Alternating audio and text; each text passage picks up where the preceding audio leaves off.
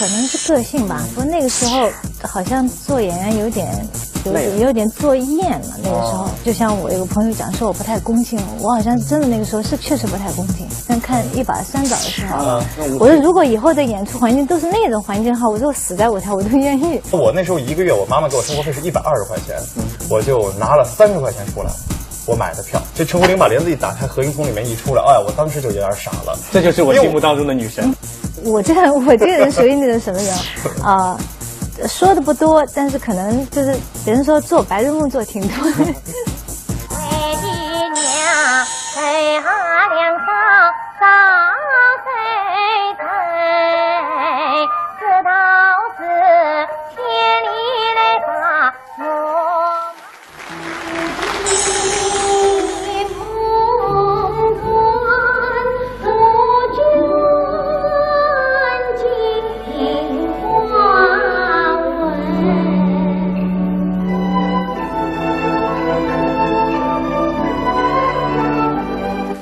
大家好，欢迎收看《名家名段任你点》节目。今天呢，我们非常高兴的请到了一位特殊的来宾，就是著名的副派花旦何英哦。首先呢，跟我们电视机前朋友打声招呼好吗？因为好像好久没有见到你了哈。来，大家好，我是何英。简明而雅啊，我是欢迎何英啊。那么坐在何英边上的这位朋友呢，大家应该说是非常的熟悉，在我们的这个乐迷界呢，也是一个响当当的人物，就是我们的韦祥东。来打声招呼。大家好。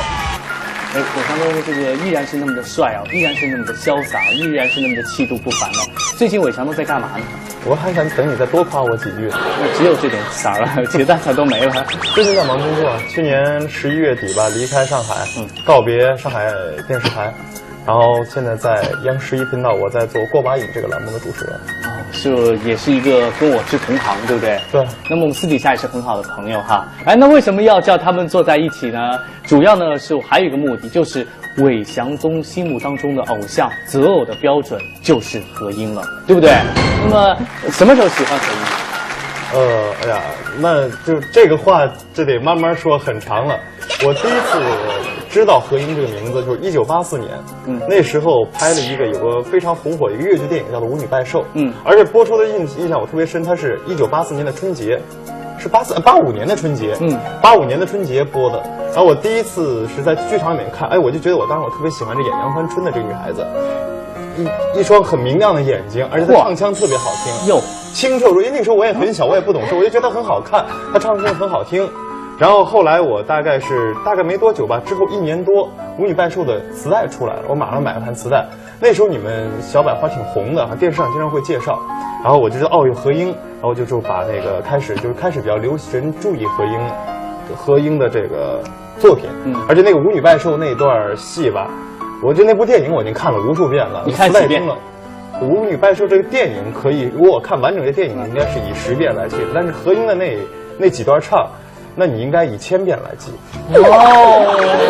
太崇拜我们的何英了，是不是压力很大？坐在这里，他已经习惯了，我已经习惯了。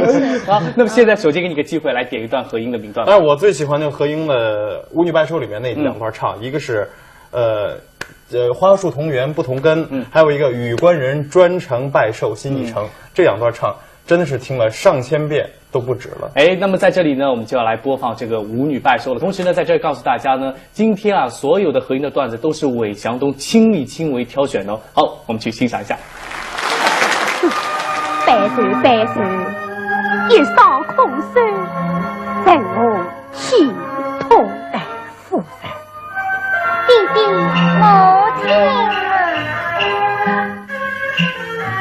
一官人专程拜寿心已成，空手还来与家庭，言我夜间终于盼生，为的娘手下梁上早谁等，这倒是千里来把我mau送，离跑心中。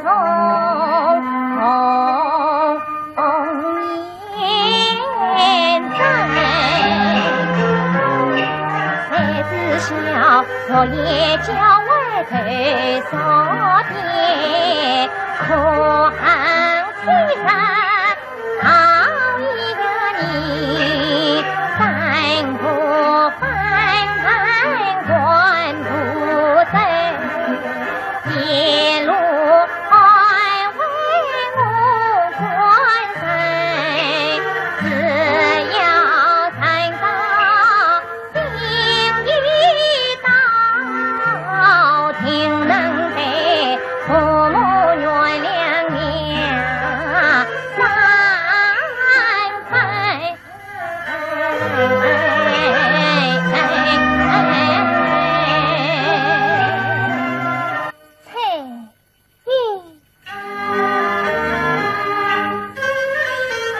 花子同源报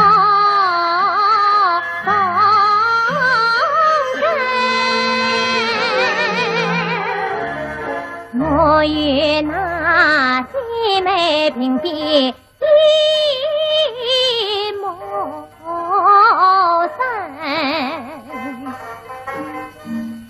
想当年，三浦川造孽送黑，举妇女多亏说我杨继山，弟弟随我明灵女，满子满房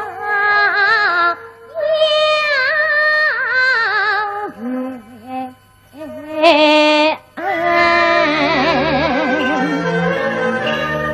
归来白头不孝敬，娘亲见了眼开映，儿媳妇子关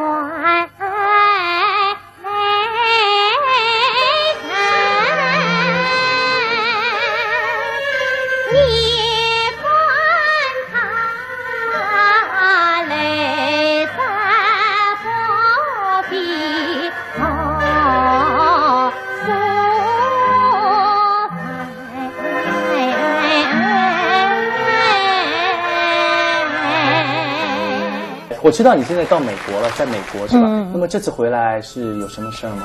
哦，他这次是那个几个那个地方戏曲的那个南方篇，正好在那个武汉比赛，所以呢，他们希望我回来，就这样就回来了。何英是这样，何英每到镜头前，她会很羞涩、很紧张。女神呢？女神嘛，当然是不能多说话。所以有的时候呢，我跟何英在身边的时候，经常会充当她的经纪人的角色。是这样的，在04年的年底，就是赵志刚排演了一部大戏，叫做《赵氏孤儿》，越剧《赵氏孤儿》，它有个很大的突破，而且当时这个戏里面有几大亮点，第一是男女合演的一个可以说是一个新的一个里程碑式的一个作品，再有一个他请回了何英，因为当时我那时候在上海，我做了一个周末聊天室，我采访赵志刚说我们把当年的越剧仙子何英请回来，何英在里面演的庄姬公主，这是当时这部戏宣传上的一大亮点。然后05年这个戏就是在国家话剧院副院长著名导演王小英的指导之下，这个戏是2005年5月份正式在上海首演。那么今年年底参加这个评奖，然后呢就把何英再从美国再请回来，然后再把王导从北京请过来，整个这戏重新调整复排，然后在武汉演出。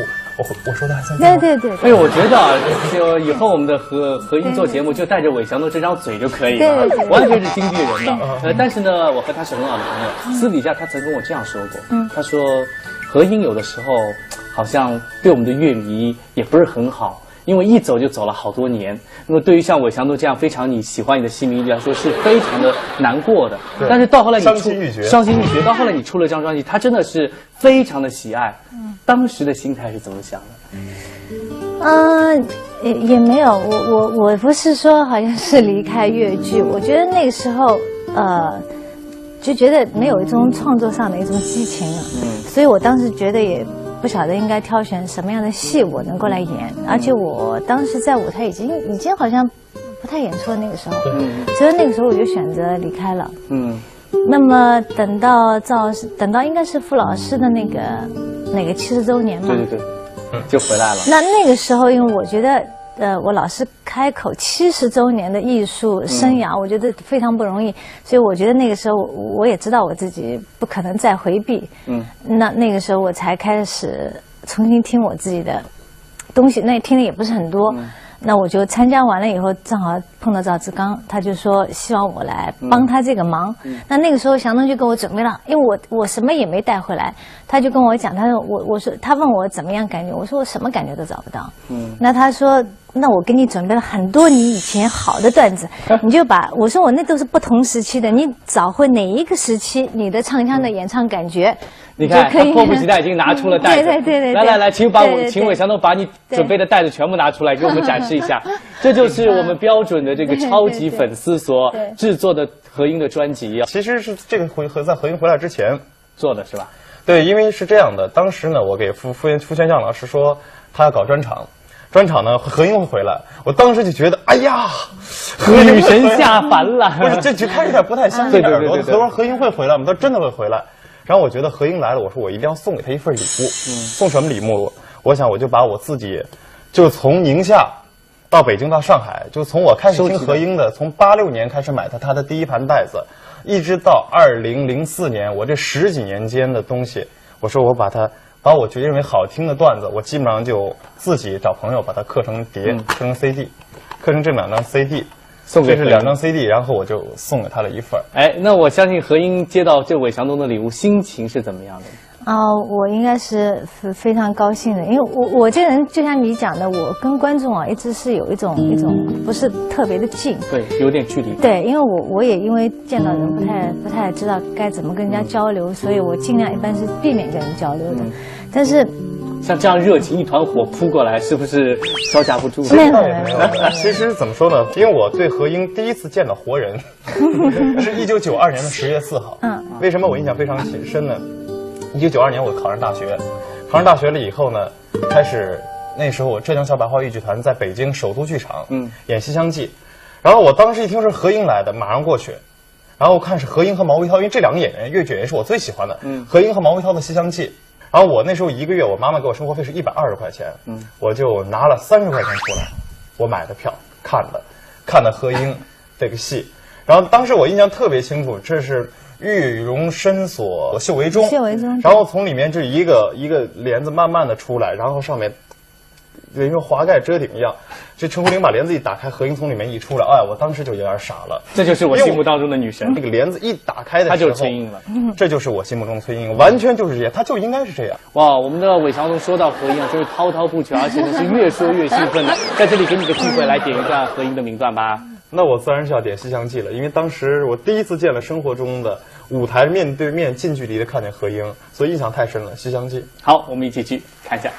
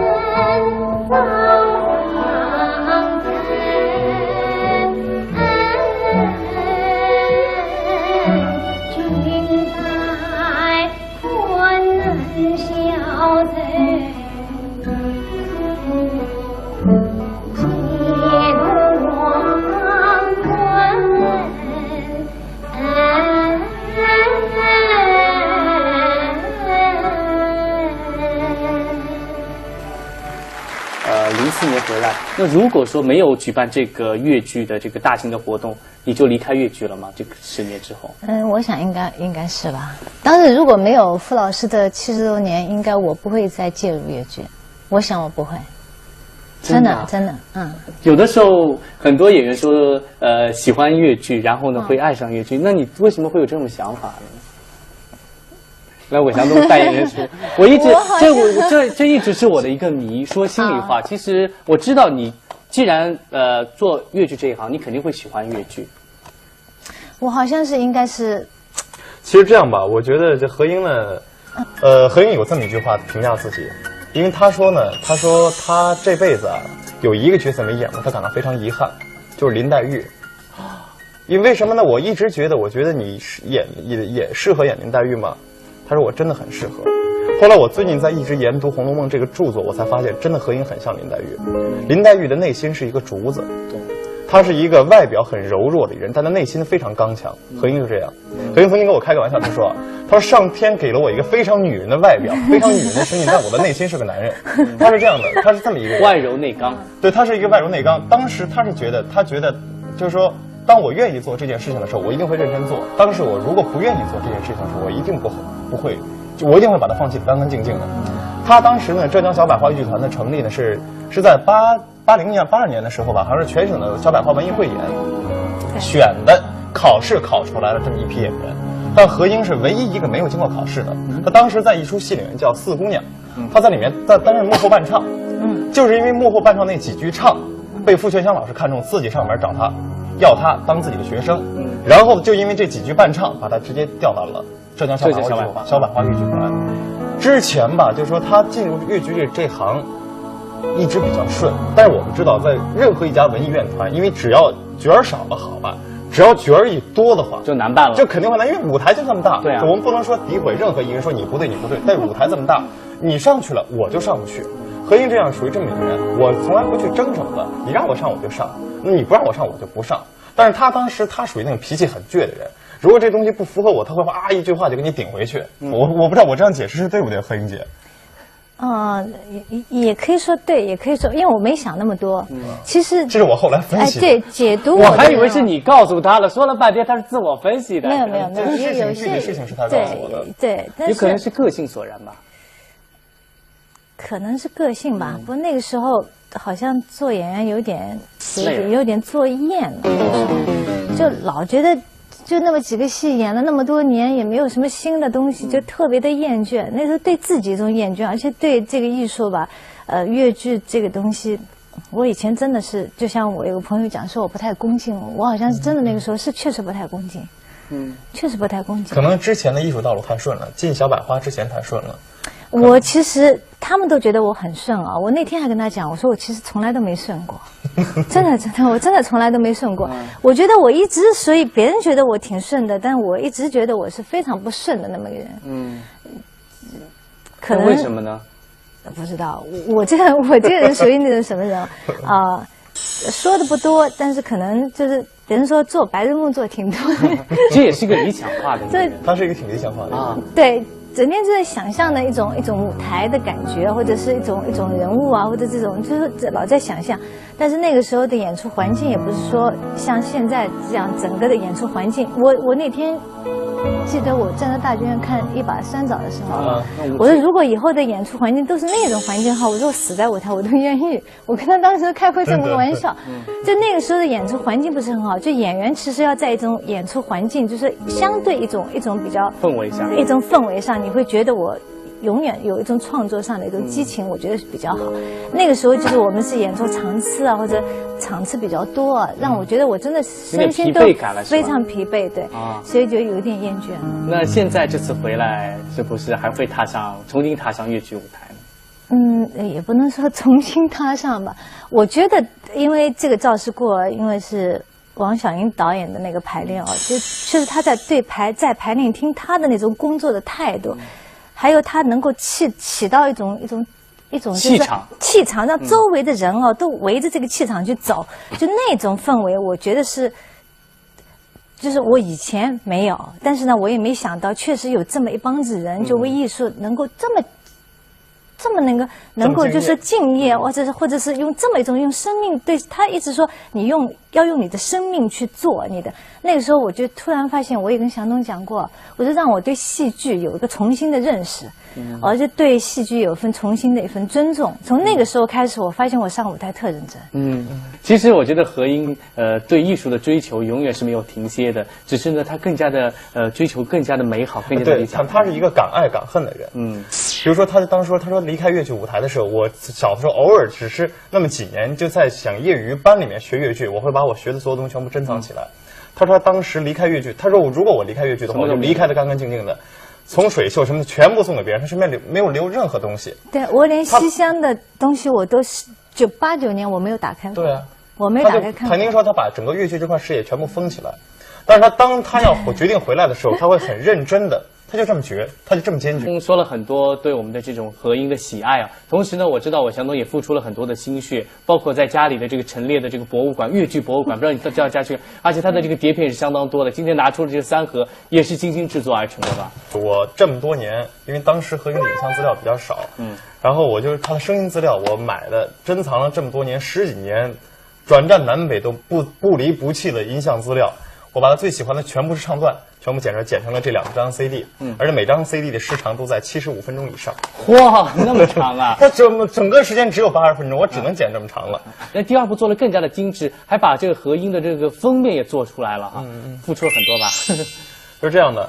这张呢叫《金嗓子何英越剧唱腔精选》，就是在我把这么多年，这名字是你自己取的吧？对对对，怎么那么土啊？土归土，但是我是一份很真的感情在里面。这的确是我的，我就认为它真是金嗓子。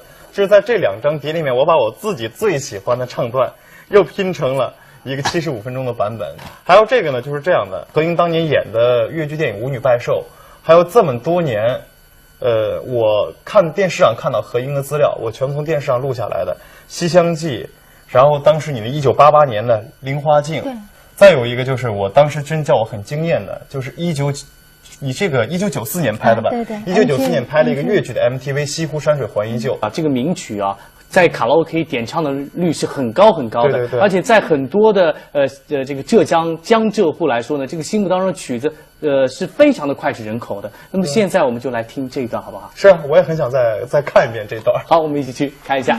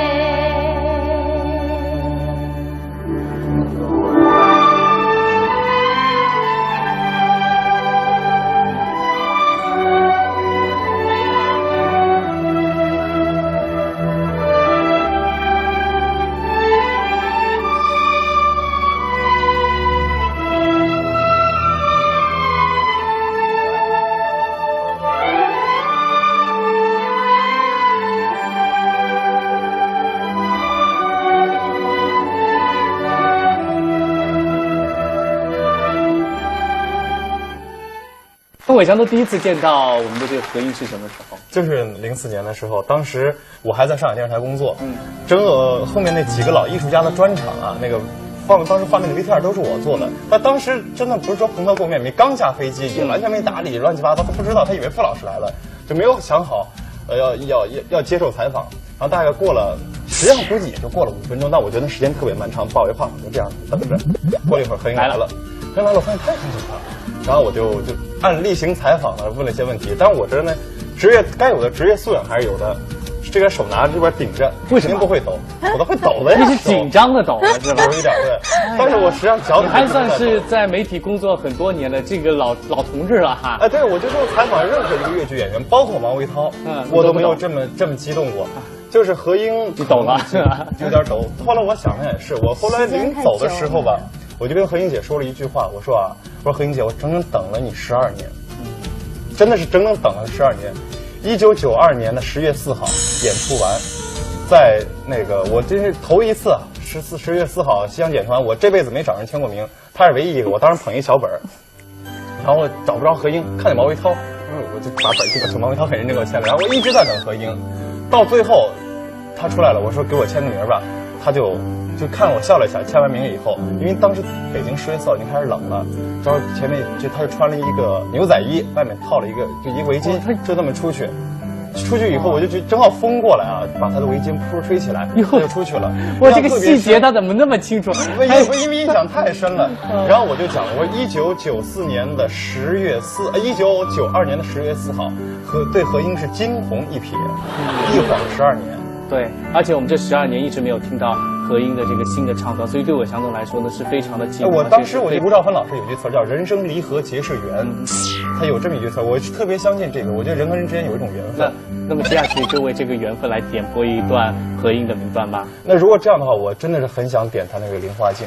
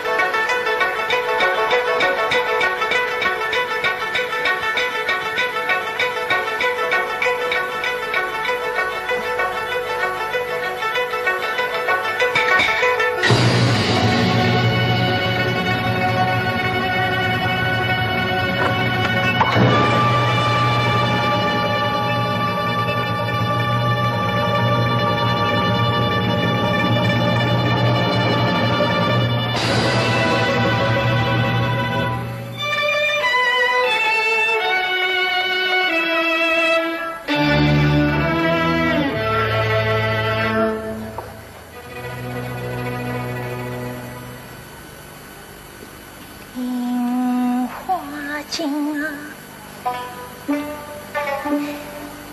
樱花景啊，樱花。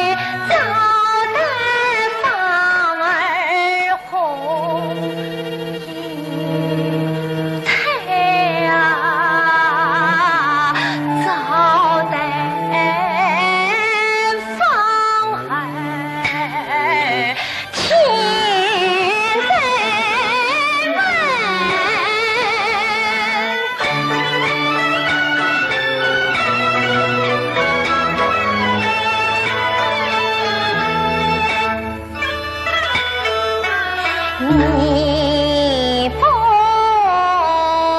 给，你不给，旁人问你，心中有你不平你，好欺负人，在我脸上向我交差。言我受苦，负我终生，害我漂泊大声呻吟，无依无靠，冷冷清清，凄凄惨惨，孤孤零零，糟糕我过今年不应，先怪你，先怪你，先怪你。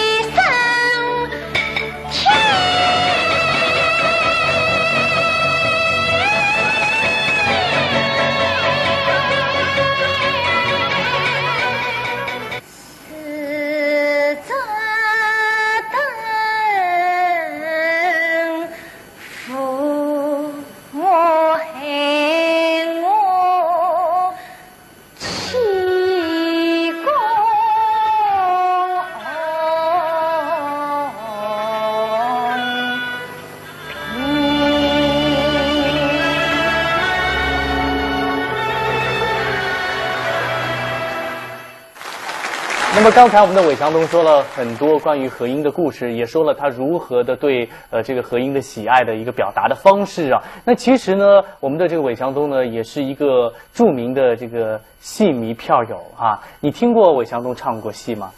我偶尔会。你点评一下他的唱戏唱的如何？走音。他的唱戏啊，有点另类，有点走音，而且他有点会发抖。他说这发抖是诀窍。就是小音拐弯拐得好，拉倒吧！我那是你跟你唱的时候，那真是小音，跟他唱纯是紧张。你什么意思？就是说你跟我唱，我不紧张，小弯我能很自然的拐过去。跟他唱的时候，他说偶尔在他面前就亮了一嗓子，结果呢，然后我听他没下文了，我知道，因为何英是不会批评你唱的很烂，他没下文了，我知道我唱的一定很糟糕，我不敢往上唱了。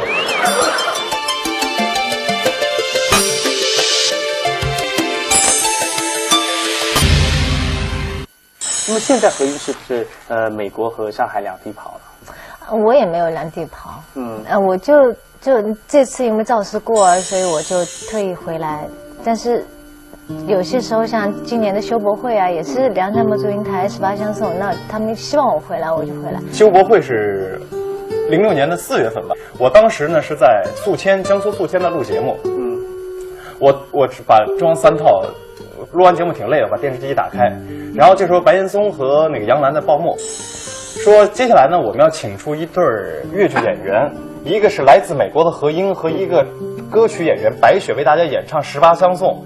我当时是这样在床上躺着，已经快睡着了，嘣一下就起来啊，然后眼镜还找不着眼镜，我自己平时真是戴的眼镜，赶快找眼镜就开始戴，看他唱，我当时就愣了，然后就也估计我自己看不到，我估计可能是嘴巴张着，这样。对，这样就感受是白雪和他的合作是非常的不错。哎，我觉得当时第一有2个惊喜，第一我觉得何英啊，就是这么多年她在演18香的时候还这么漂亮。真的是很漂亮，当时我觉得哇，女神何英，对，而且很漂亮，而且那段唱的特别好听。因为我自己手里面有一盘，她86年当时是少女小百花的王丽是吧？和的那个电声的梁祝，对，这盘碟我毫不给你夸张，我听过，我觉得3000遍应该都不止。到韦翔东家去啊，最好的一个方法呢，你门牌号不记住没关系的，只要听哪家放粤剧，基本上是韦翔东家。而且呢，我还问过他说韦翔东啊。你这样放粤剧啊，那隔壁邻居不说的。如果隔壁邻居不喜欢戏曲怎么办？没有关系，他还敲门问我借粤剧袋子呢。然后他这个是有功德的，听粤曲的时候他把门窗都关得紧紧的，都这样不能影响这个周边的邻居。但邻居都知道他是非常喜欢粤剧，如果有什么粤剧袋子，都会第一时间去问韦翔东来接的。所以我觉得在这里要表扬一下韦翔东。来，韦翔东，给你个机会再点一段何英的名段嘛。那我肯定要点他这个跟白雪的这次18相送。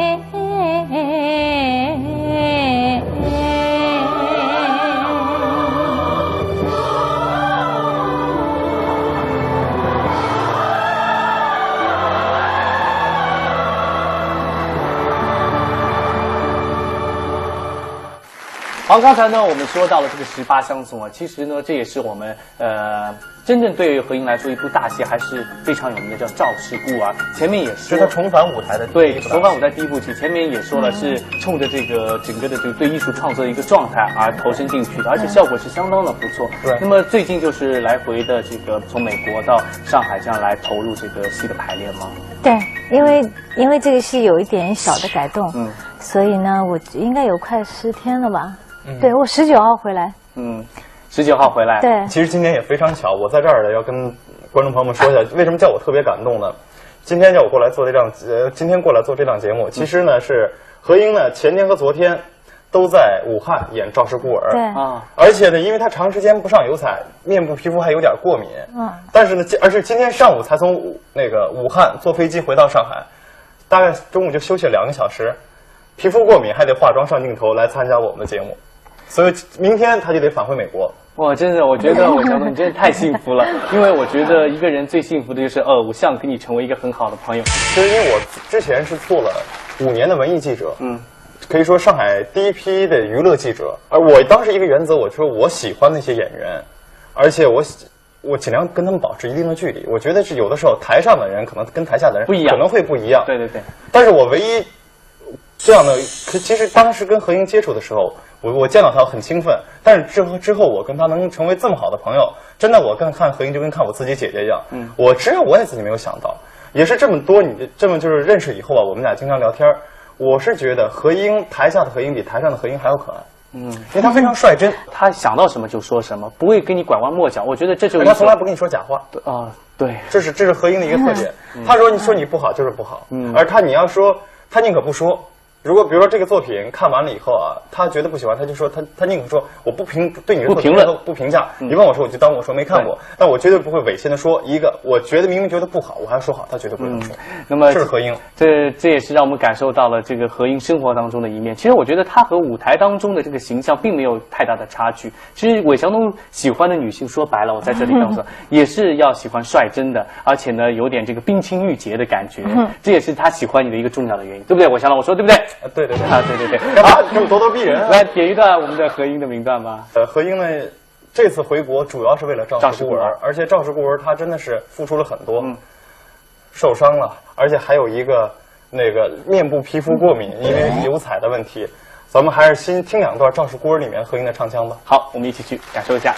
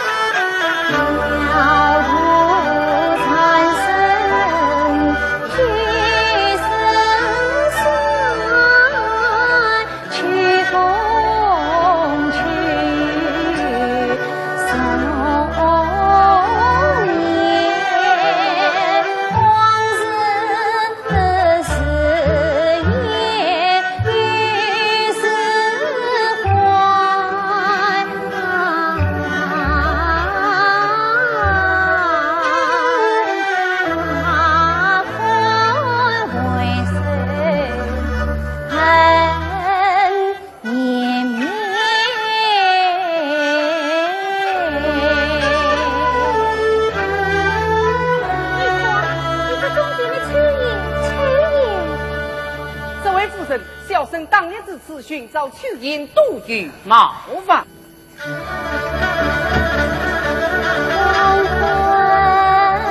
自己一次命，你强我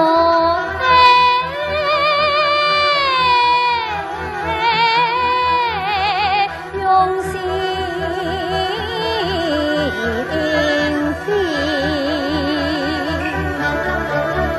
我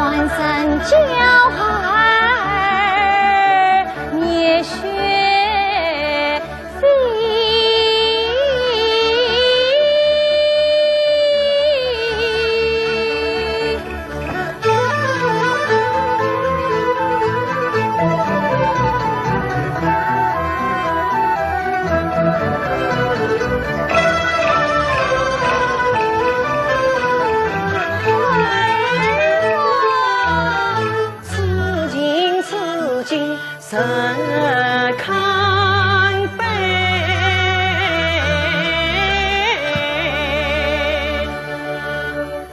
哦，夫人，可惜我不是你的儿子，我乃曹邑之子。曹邑之子，名正后生，家母姓沈，名叫沈邑。沈邑，这是非爱不丧的天良的三母亲沈邑。不，我的他不是那样的神。怒吼光兴，恨乱强。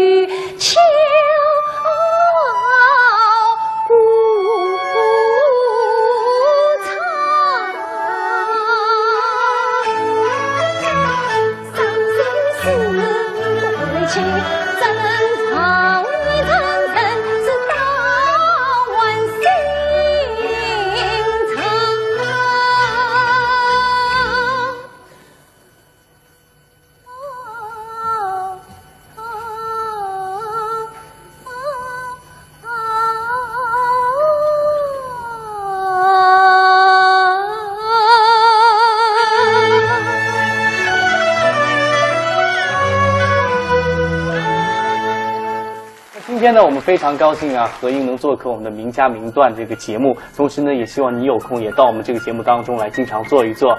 同时呢，也非常感谢韦祥东今天担任了那么好的一个这个经纪人和这个形象代言人秘书的这个职务。那最后呢，节目最后呢，我们要请我们的何英对我们电视界朋友说几句话，来。我也不知道应该说什么，就是他每次都是这样的，每次人采访都我这样。真的不知道该说什么。我想，如果今后有那个机会啊，或者是有合适我的那个本子啊，我想我愿意就是能够再有机会跟那个奉献给喜欢我的观众朋友们。谢谢。那么下次我们的韦祥东来。我还是想这么说，我希望就是喜欢戏曲的观众朋友能够坚持您的喜好，因为人这一生有一个你自己非常喜欢的东西，非常不容易。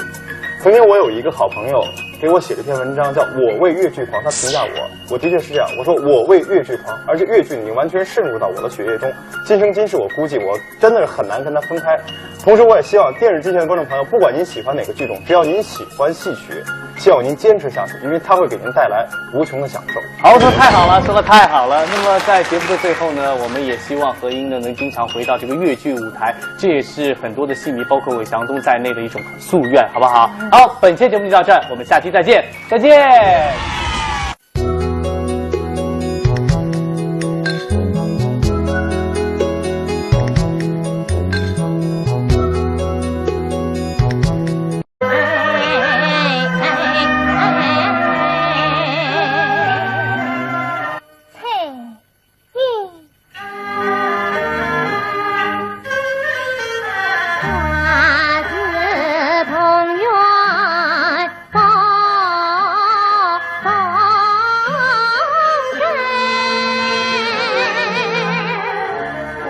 我与那姐妹平地一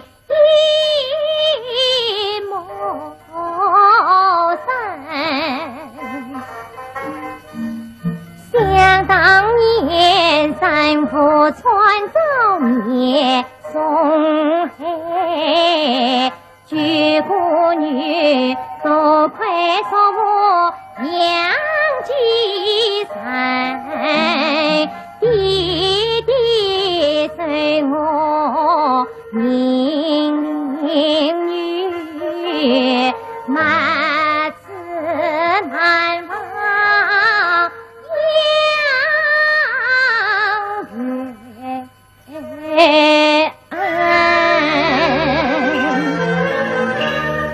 归来白头不孝敬，娘亲见了眼开映，儿媳妇子怀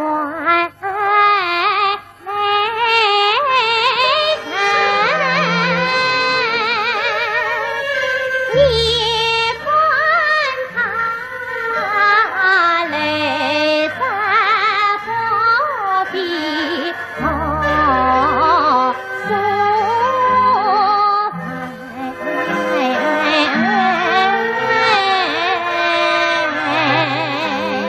我知道你现在到美国了，在美国是吧？那么这次回来是有什么事儿吗？哦，他这次是那个几个那个地方戏曲的那个南方篇，正好在那个武汉比赛，所以呢，他们希望我回来，就这样就回来了。何英是这样，何英每到镜头前，她会很羞涩、很紧张。女神呢？女神嘛，当然是不能多说话的。所以有的时候呢，我跟何英在身边的时候，经常会充当她的经纪人的角色。是这样的，在04年的年底，就是赵志刚排演了一部大戏，叫做《赵氏孤儿》，越剧《赵氏孤儿》，它有个很大的突破，而且当时这个戏里面有几大亮点，第一是男女合演的一个可以说是一个新的一个里程碑式的一个作品。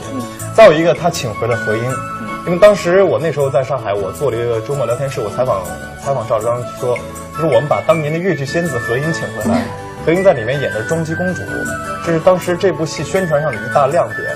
然后05年这个戏就是在国家话剧院副院长著名导演王小英的指导之下，这个戏是2005年的5月份正式在上海首演。那么今年年底参加这个评奖，然后呢就把何英再从美国再请回来，然后再把王导从北京请过来，整个这戏重新调整复排，然后在武汉演出。我说的还算对。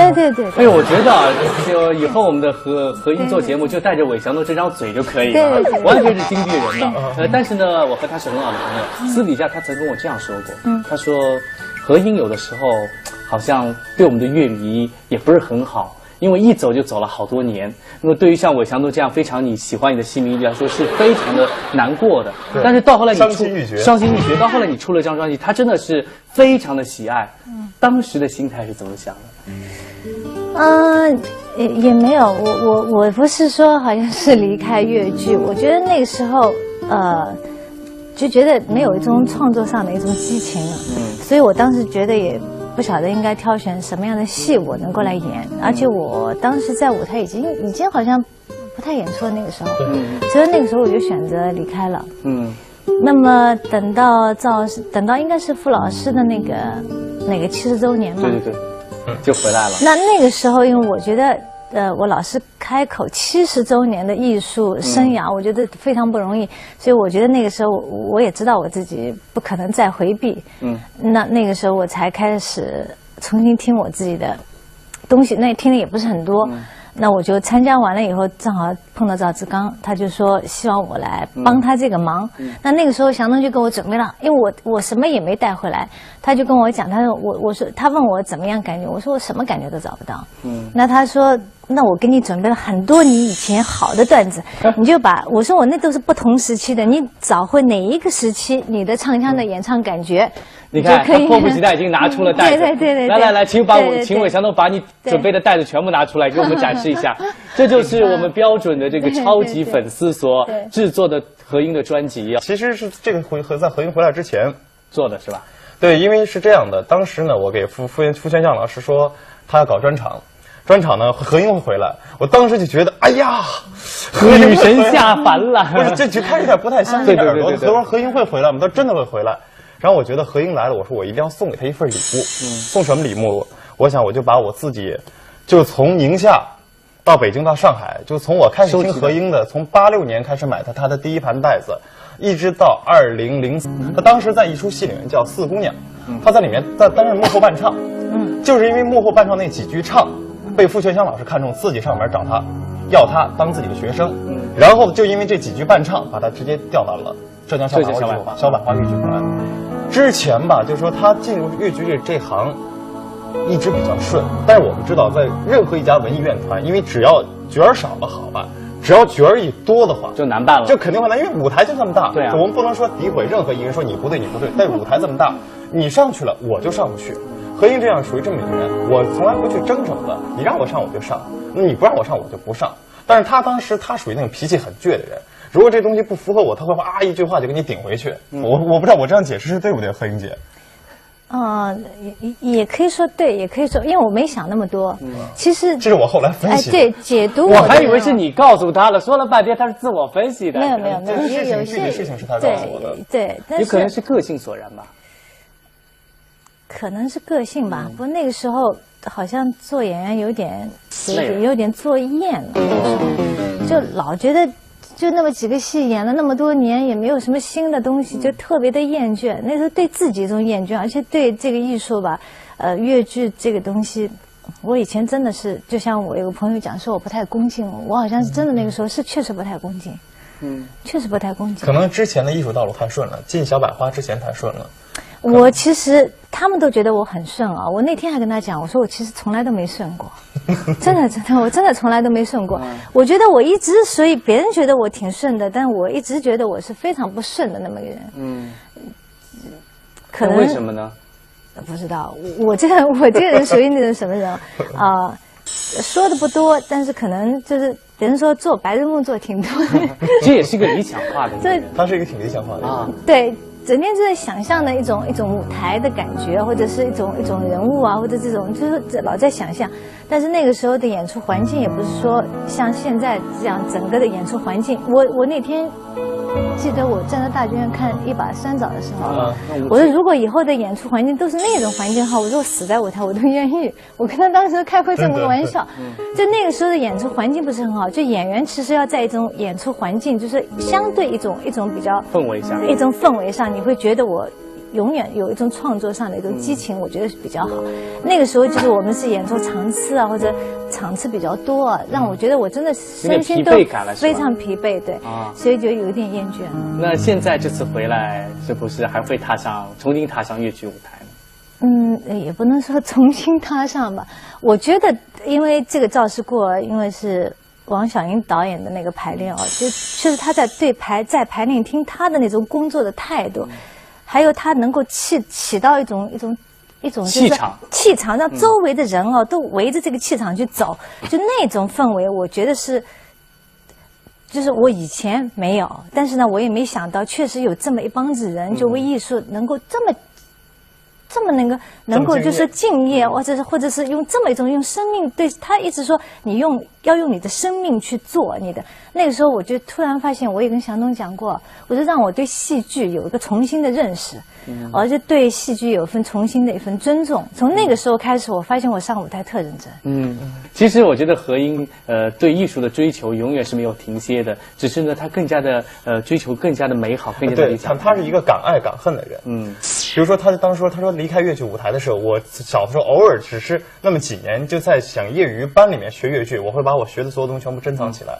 他说他当时离开越剧，他说如果我离开越剧的话，我就离开的干干净净的，从水袖什么的全部送给别人，他身边没有留任何东西。对，我连西厢的东西我都是89年我没有打开过。对啊，我没打开看过。肯定说他把整个越剧这块事业全部封起来，但是当他要决定回来的时候，他会很认真的。他就这么绝，他就这么坚决。说了很多对我们的这种何英的喜爱啊，同时呢，我知道祥东也付出了很多的心血，包括在家里的这个陈列的这个博物馆，越剧博物馆，不知道你到家去，而且他的这个碟片也是相当多的。今天拿出的这3盒也是精心制作而成的吧？我这么多年，因为当时何英的影像资料比较少，然后我就是他的声音资料，我买的珍藏了这么多年10几年，转战南北都不离不弃的音像资料。我把他最喜欢的全部是唱段，全部剪成了这2张 CD，而且每张 CD 的时长都在75分钟以上。哇，那么长啊！它整个时间只有80分钟，我只能剪这么长了。那第2部做了更加的精致，还把这个何英的这个封面也做出来了啊，付出了很多吧？是这样的。这张呢叫《金嗓子何英越剧唱腔精选》，就是在我把这么多年，这名字是你自己取的吧？对，怎么那么土啊？土归土，但是我是一个很真的感情在里面。这的确是我的，我就认为它真是金嗓子。这是在这2张碟里面，我把我自己最喜欢的唱段又拼成了一个75分钟的版本。还有这个呢，就是这样的，何英当年演的越剧电影《舞女拜寿》，还有这么多年。我看电视上看到何英的资料，我全部从电视上录下来的《西厢记》，然后当时你的1988年的《梨花镜》，再有一个就是我当时真叫我很惊艳的，就是1994年拍的吧？对，1994年拍了一个越剧的 MTV《西湖山水还依旧》啊，这个名曲啊。在卡拉 OK 点唱的率是很高很高的，对，而且在很多的这个江浙沪来说呢，这个心目当中的曲子是非常的脍炙人口的。那么现在我们就来听这段好不好？4年，我这10几年间的东西，我说我把我觉得认为好听的段子，我基本上就自己找朋友把它刻成碟，刻成 CD， 刻成这2张 CD。送给这是2张 CD， 然后我就送给他了一份。哎，那我相信何英接到这韦祥东的礼物，心情是怎么样的？我应该是非常高兴的，因为我这人就像你讲的，我跟观众一直是有一种不是特别的近，对，有点距离。对，因为我也因为见到人不太知道该怎么跟人家交流，所以我尽量一般是避免跟人交流的。但是像这样热情一团火扑过来，是不是招架不住？没有。其实怎么说呢？因为我对何英第一次见到活人是1992年的10月4号。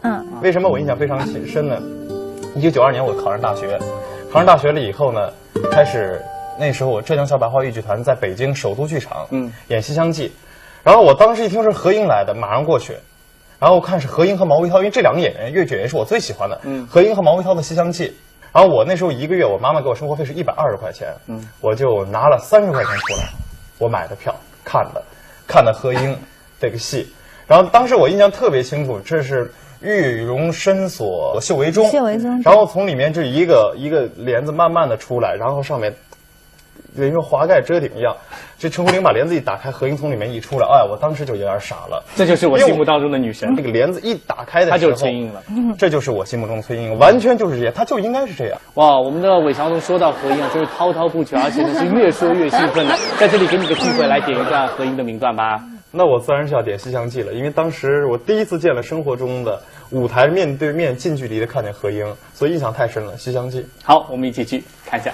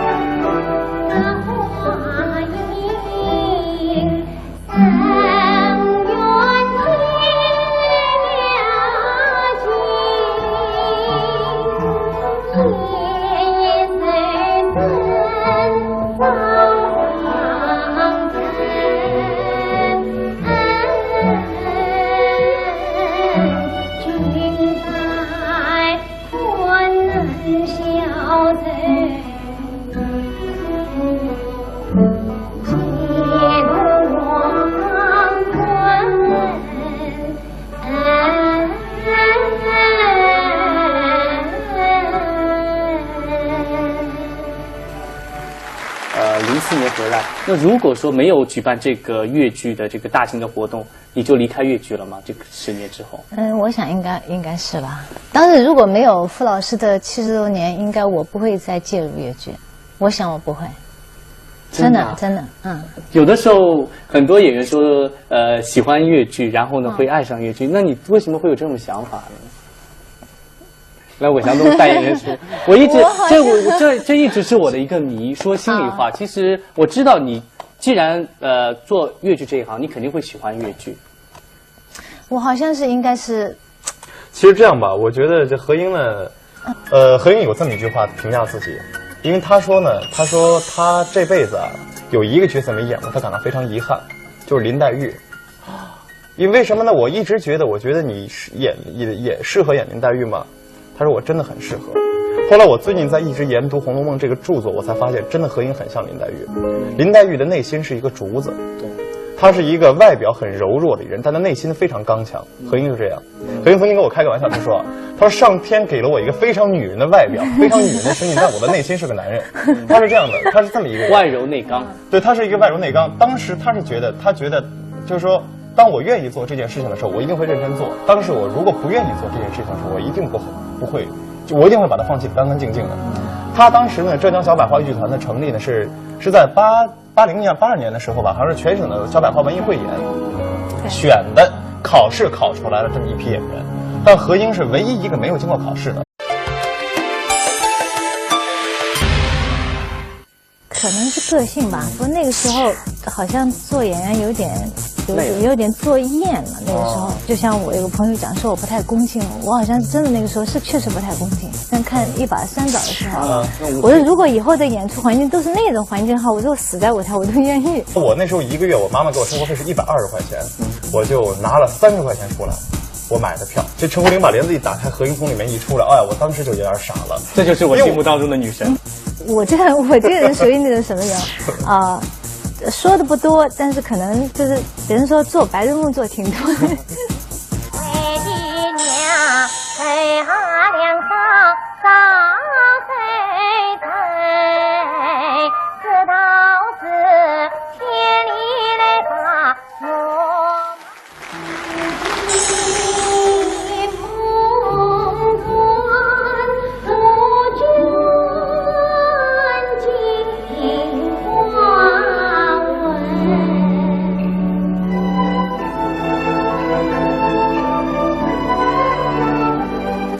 大家好，欢迎收看《名家名传任你点》节目。今天呢，我们非常高兴的请到了一位特殊的来宾，就是著名的副派花旦何英哦。首先呢，跟我们电视机前朋友打声招呼好吗？因为好像好久没有见到你了哈。来，大家好，我是何英。这简明扼要啊，我是欢迎何英啊。那么坐在何英边上的这位朋友呢，大家应该说是非常的熟悉，在我们的这个乐迷界呢，也是一个响当当的人物，就是我们的韦祥东，来打声招呼。大家好。韦祥东这个依然是那么的帅啊，依然是那么的潇洒，依然是那么的气度不凡哦。最近韦祥东在干嘛呢？我还想等你再多夸我几句。只有这点色儿了，其他色都没了。最近在忙工作，去年11月底吧离开上海，告别上海电视台，然后现在在央11频道，我在做《过把瘾》这个栏目的主持人。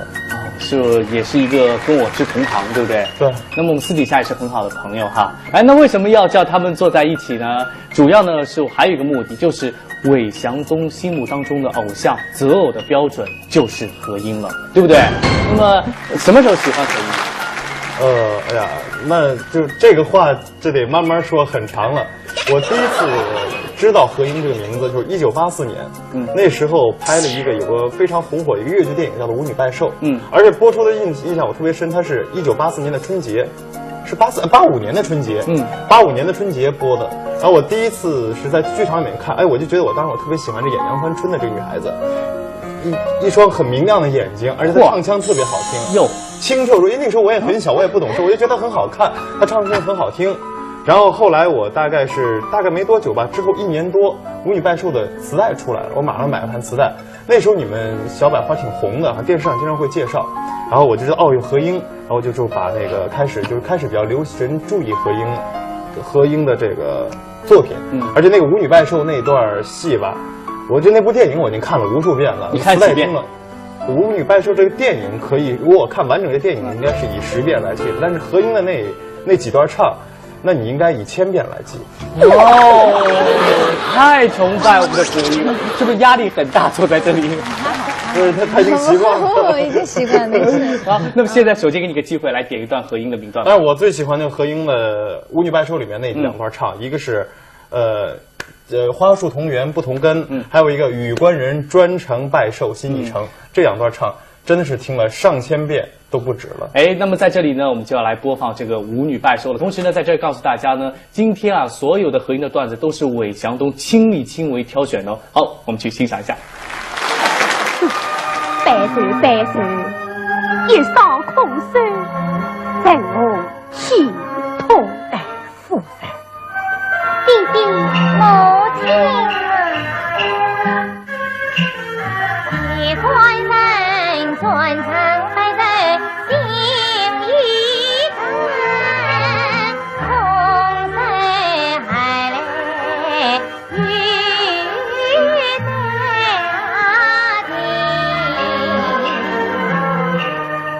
言我夜间终于盼生，为爹娘手下两伤早谁疼？这倒是千里来把我毛送，离跑心中。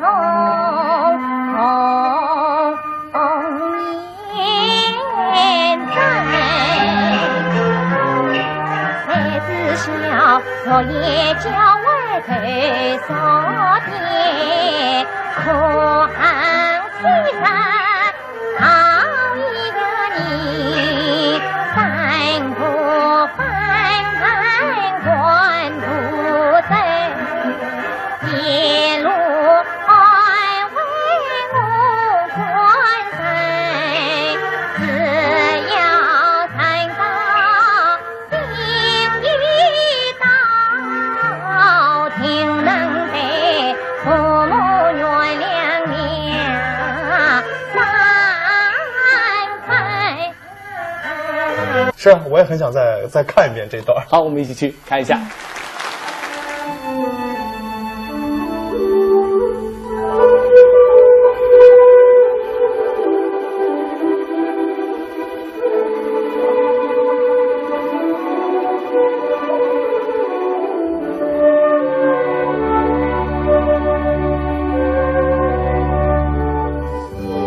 一路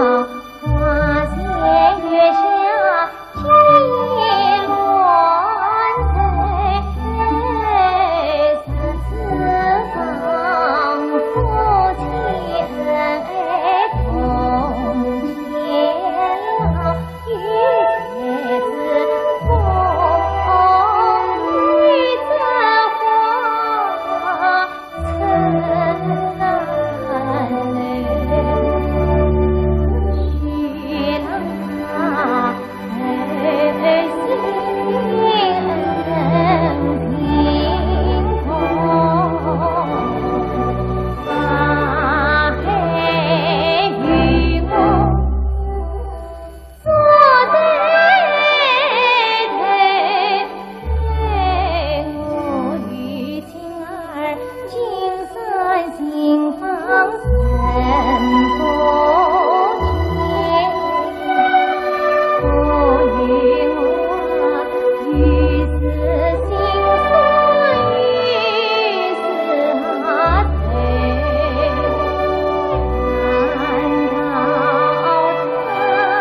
他一朝发黑？